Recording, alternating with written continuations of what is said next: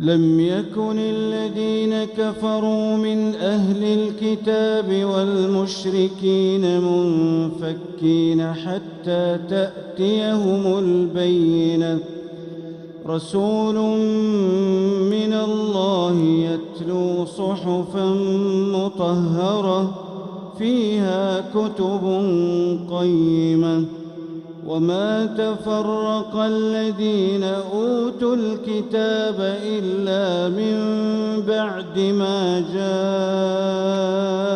جاءتهم البينة وما أمروا إلا ليعبدوا الله مخلصين له الدين حنفاء ويقيموا الصلاة ويؤتوا الزكاة وذلك دين القيمة. إن الذين كفروا من أهل الكتاب والمشركين في نار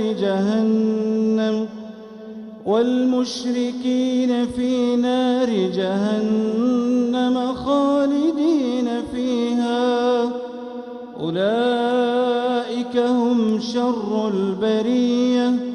إن الذين آمنوا وعملوا الصالحات أولئك هم خير البرية جزاؤهم عند ربهم جنات عدن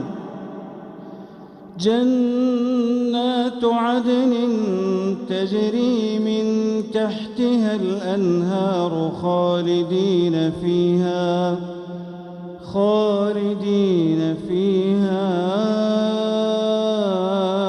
أبدا رضي الله عنهم ورضوا عنه ذلك لمن خشي ربه.